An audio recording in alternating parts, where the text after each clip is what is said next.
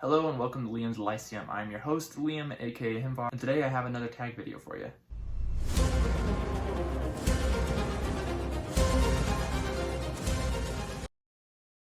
This is the no disclaimers book tag. I was tagged by the duo over at An Erudite Adventure several weeks ago, and I'm finally getting around to doing the tag.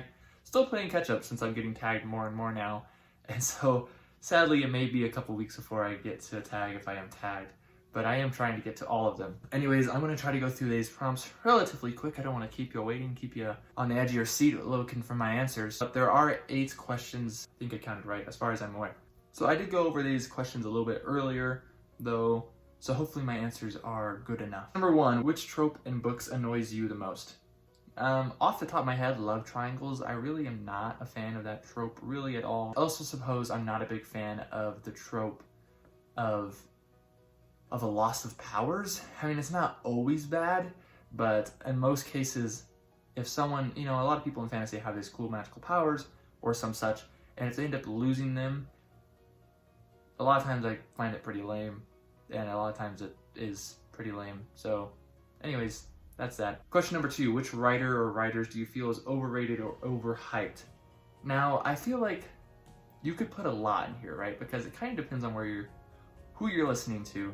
So I remember back in the day, there were some booktubers I would watch, and they wouldn't compare people to anyone. They wouldn't compare this author to this author. And I know everyone's different, and everyone will get a different feeling from a book, but I always felt like a lot of times I was disappointed by booktubers' recommendations because they'd be like, oh, this book was awesome, I read it. I'm like, that was not awesome. And so it's just like, I feel like expectations matter a lot. And so if you're expecting one thing and you get another thing, it's going to lead to some surprise and a lot of times disappointment. And so proper expectations are good. And so one good example, which was not anything recommended by a booktuber actually, it was actually a lot of people on Goodreads that I had listened to basically, and that is R.A. Salvatore. I've read 15 books by Salvatore and I have really enjoyed a couple of them, but almost all of them I found mediocre and some I found pretty bad. And now, I know there are fans of R.A. Salvatore out there, and that's fine, but for me, considering how everyone praised just about everything, when you're sitting and looking at a book and you're like, hey, look, he's got so many 5-star reviews, and then you're reading like, wow, this is like 3 at best, it's a little surprising, right? I mean, like, going in there with great expectations, again, it's misleading, and I probably have sour feelings too about R.A. Salvatore because of that. I realize some of that's my fault, and I am a lot better about it nowadays. Okay, I grew up a little. Thanks.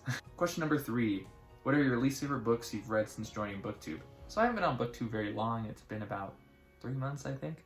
Anyways, my least favorite by far, though, has been Dragons of Spring Dawning, which is book 3 of the Dragonlance Chronicles. It was not a bad book, but it was not one I really enjoyed all that much. I kind of just wanted it to be over at that point. In my mind, the books just all went downhill. Book 1 was the best, book 2 was not as good, and book 3 was even worse than book 2. So I do have a review for all 3 of those, but if you're interested about Dragon's Spring Dawning, I can link that review here. But it is book 3, so if you haven't read the books, I would read the books first, so at least watch the first review. Question number 4, what is a terrible ending that ruined an otherwise quality book? It's been a very long time, and I'm not really bitter about it anymore, but I would still say a big standout for bad endings is Mockingjay. I really, really did not like how Mockingjay ended, how Collins ended the Hunger Games trilogy. Did not enjoy it at all. No enjoyment there. I didn't like it. Just about everything about that ending I didn't like, so.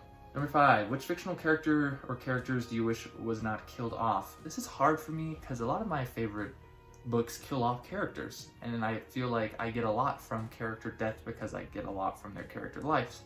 And a lot of times it's very important for plot, it's very important for character growth. Now, I don't like it when a character's death is just plot, but honestly, off the top of my head, of a character I kind of wish hadn't died, and I was pretty upset when they did die. This will be spoilers for Rhythm of War, that's book 4, The Stormlight Archive by Brandon Sanderson. So just close your ears for a second. When King Elhokar died, that was really disappointing to me, and I don't knock Brandon for it, but I really didn't like it. I kind of wish he would live. He was improving so much and becoming a better king and a better person, and I would have liked to see that grow more. Now I realize life kind of hits you in the gut sometimes, so not everything's happy and great, but yeah. Question number 6, what are some of your bookish pet peeves?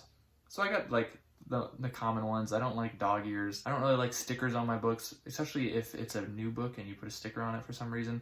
But I really don't like my used books being having stickers either. I don't like my spines being completely destroyed when I buy used books, because I do buy a lot of used books. Along those lines, I also don't like it when I do let people borrow books and they really mistreat them when they are borrowing them. Now, I don't let people borrow books very often because I don't have really anyone around me for the last several years that wants to read the same books I do, and so I don't really have that problem so much anymore. Question 7, what are some books you feel should have more recognition? So I'm just going to list a lot of them here. We have Spiral Wars, Brimstone Angels, Erebus Kale, City of the Dead, Star of Kusra, The Greatest Sin series, Fafhrd and the Grey Mouser series, which I absolutely am loving right now. And along those lines, a lot of D&D series, which I mean, I've only read about 50-something D&D books, but a lot of them are pretty underrated, and sword and sorcery in general is underrepresented on BookTube, but also just in the market in general. A lot of times books today that are sword and sorcery books will not even be advertised as such because there's no real big market for it. So, and that's it. It is what it is, but they are underrated in my mind. Question number 8, what are your thoughts on censorship and banning books? There is no reason for it. I can think for myself. Thank you very much. Anyways, that is all the questions. There is no, well, at least I didn't write down a prompt to tag anyone, but I will leave this as an open tag. This was pretty fun. If you feel like doing this, then go ahead and do it. And you can say that I tagged you. But anyways, I hope you enjoyed watching this. I hope that you learned something from listening to this tag.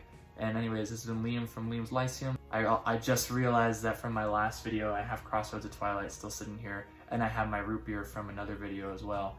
That's okay. Anyways, I hope you enjoyed this. I'll see you next time.